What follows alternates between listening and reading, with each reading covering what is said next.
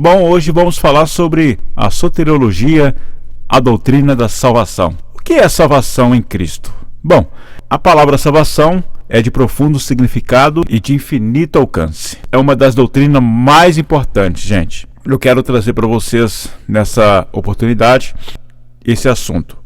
Bom, muitos têm uma concepção muito assim, um pouco pobre, digamos assim, da salvação consumada por Jesus, o que às vezes reflete numa vida espiritual descuidada e negligente. Muitos, por estar muito tempo na igreja, pensam ou até falam que ninguém precisa de ensinar a respeito dos assuntos bíblicos, principalmente quando se fala sobre a salvação. Aí que está o ledo engano, O conhecimento não preenche espaço e ninguém é tão sábio que não precisa saber mais um pouco. Afinal, o que é a salvação?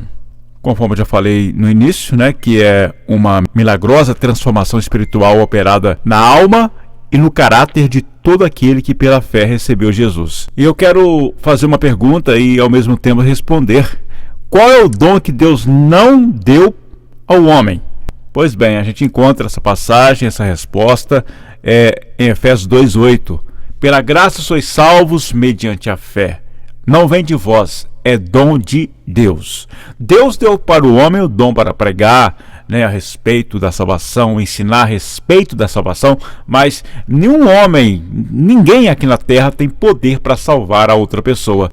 Em Tito capítulo 3, versículo número 5 fala: não pelas obras de justiça que houvéssemos feito, mas segundo a sua misericórdia, nos salvou pela lavagem da regeneração e da renovação do Espírito Santo. Então, contextualizando com Efésios 2:8, e quando você vai para o versículo 9 de Efésios capítulo 2, você vai ver que não é pelas obras que o homem é salvo. Ele é salvo mediante o reconhecimento do sacrifício de Jesus na cruz do Calvário, uma vez que esse mesmo entrega a sua vida para o Senhor Jesus. É bom lembrar também que salvação não se trata apenas de livramento da condenação do inferno, A salvação ela abarca todos os atos e processos.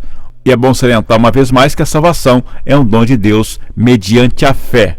E a fé é um dom, uma manifestação sobrenatural do Espírito Santo. Existem na Bíblia Sagrada algumas bênçãos que são condicionadas. Eu quero falar para você uma dessas bênçãos. Por exemplo, a salvação. Ela é condicionada. Apesar de Deus ter enviado Jesus Cristo de uma forma incondicional, Deus não colocou condições nenhuma para enviar o Filho dele, porque diz a Bíblia em João 3,16 que Deus amou o mundo de tal maneira que entregou o seu único Filho para todo aquele que nele crê, não pereça, mas que venha a ter a vida eterna. Então, por livre e espontânea vontade, por amor, um amor sem colocar condições, o amor ágape, que não coloca condições, Deus então enviou o seu Filho Jesus para salvar a humanidade. Porém, vou repetir, existe bênçãos condicionadas. Quer dizer, então, Jesus veio, já estou salvo. Não é bem assim. É preciso, vou repetir o que eu falei agora há pouco, é preciso que eu venha reconhecer esse sacrifício. Para mim ser salvo, eu tenho que perseverar, nessa fé que uma vez o Senhor colocou em mim, que o Senhor me deu força e eu estou hoje servindo Jesus. Então eu tenho que perseverar, porque eu disse agora há pouco que é condicionado isso. Nesse sentido, a salvação ela é condicionada, ou seja, eu tenho que perseverar, porque não adianta alguém estar na presença de Deus, não é como alguém que trabalha muito tempo numa firma, 30, 40 anos, porque pode ser que alguém que está chegando agora ser salvo e alguém que já há muito tempo que está na caminhada desistir, e essa pessoa então agora recebeu a condenação eterna, uma vez se essa pessoa também não colocar a sua boca no pó, não se arrepender e voltar para Cristo. Então, essa bênção ela é condicionada, é preciso eu perseverar.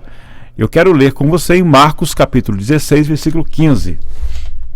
E disse-lhes: ide por todo o mundo, pregai o evangelho a toda criatura. Versículo 16 agora.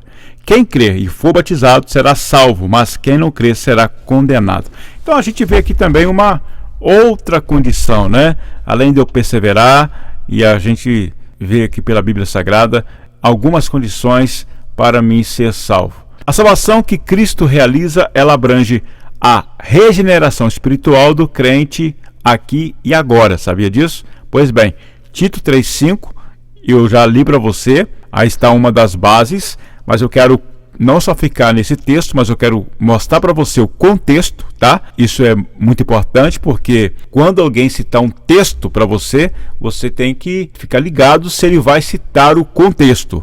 Então eu quero ler 2 Coríntios, capítulo 3, versículo 17 e 18. Ora, o Senhor é Espírito, e onde está o Espírito do Senhor, aí a liberdade. Mas todos nós, com cara descoberta, refletindo como um espelho a glória do Senhor, somos transformados de glória em glória na mesma imagem, como pelo Espírito do Senhor. Então você está vendo aí então que a salvação que Cristo realiza, ela abrange a regeneração espiritual do crente aqui e agora, né?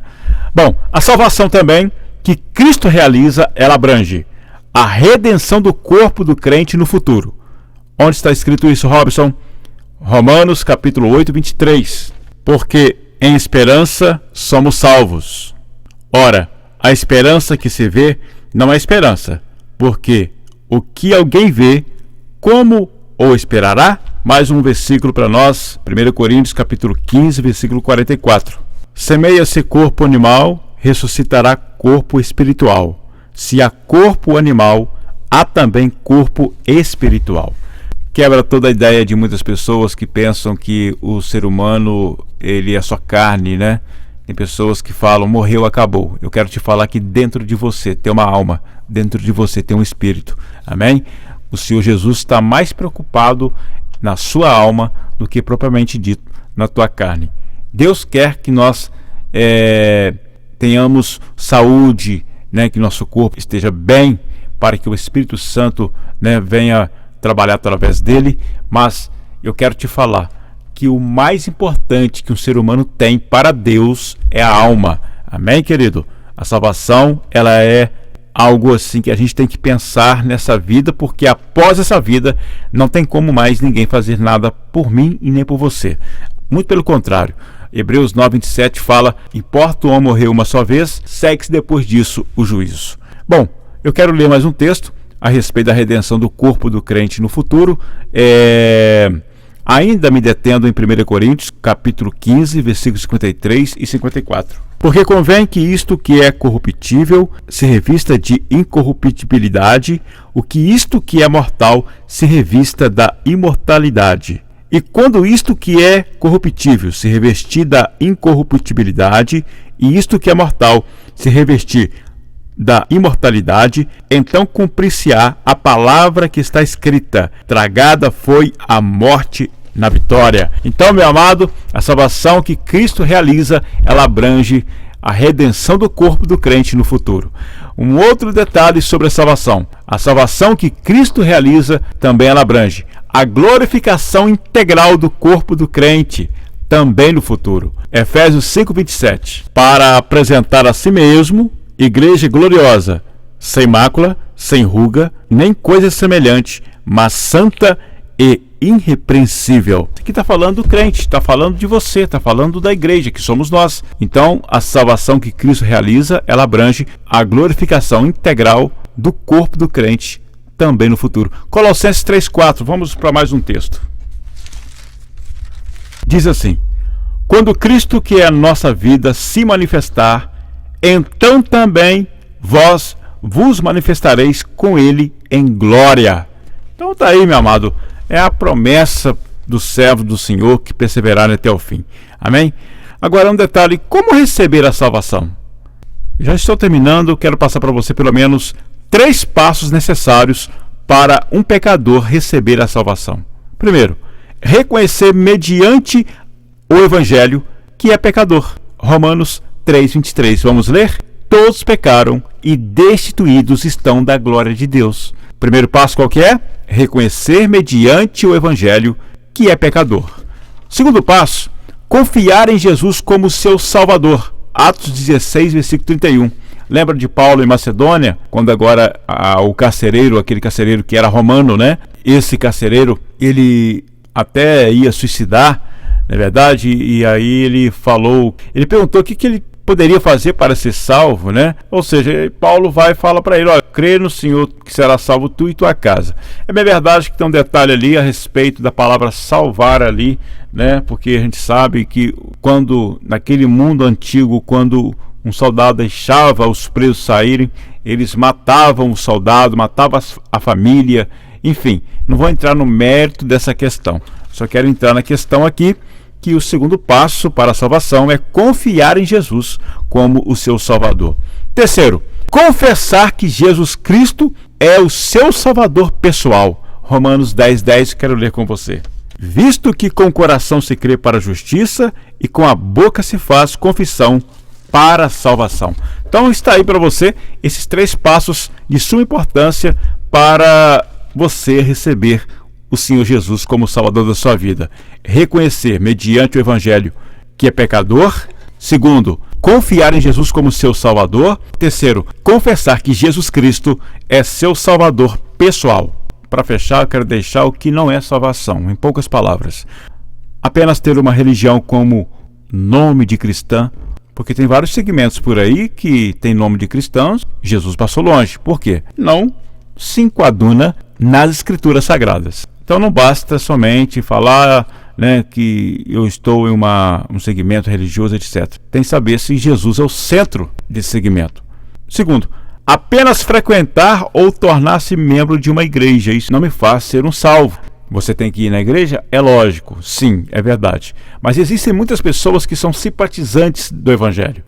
Na época de Ezequiel, capítulo 33, Deus falou para ele assim: Ezequiel, o povo vem a ti, ouve a sua voz, gosto até de te ouvir, mas não coloque em obra aquilo que eles têm ouvido. Então tem muita gente dessa forma também, vamos ser claros, né? Um outro ponto interessante, o que não é salvação, apenas ter a Bíblia em casa. Muitas pessoas deixam lá no Salmo 91, fica até empoeirada, não é verdade? Em alguns quadros, né? Então, apenas ter a Bíblia não vai me fazer ser salvo. Mas se você começar a meditar na palavra e extrair da palavra para a sua vida o que você está lendo, pode ter certeza que o Espírito Santo vai achar um lugar no seu coração e a obra vai começar a ser feita. Amém? Apenas praticar boas obras não vai me garantir salvação de forma alguma. Porque se as boas obras salvassem, por que Jesus veio então e derramou o sangue dele na cruz do Calvário? Seria em vão. Se as obras salvassem, apesar delas fazerem partes, Apocalipse 14 fala que elas acompanham, mas as obras em si não salvam ninguém. O que salva é o pecador reconhecer Jesus Cristo como seu único e exclusivo Salvador.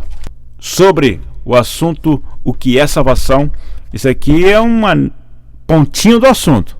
Tem N coisas por aí. Eu gostaria muito que você se inscrevesse no canal, clique no sininho. Vamos chegar aí ao número de inscritos que a plataforma exige para que a gente possa fazer a transmissão ao vivo, direto na plataforma do YouTube. Mas para isso há uma necessidade de vários inscritos. Se eu não estou errado, acho que é 1000 inscritos. Então eu queria que você me ajudasse fazendo dessa forma aí, tá bom? Se inscrevendo, compartilhando e clicando no sininho aí. E até deixa seu comentário aí a respeito do que você tem ouvido acerca da palavra de Deus. Que Deus abençoe. Até o próximo vídeo.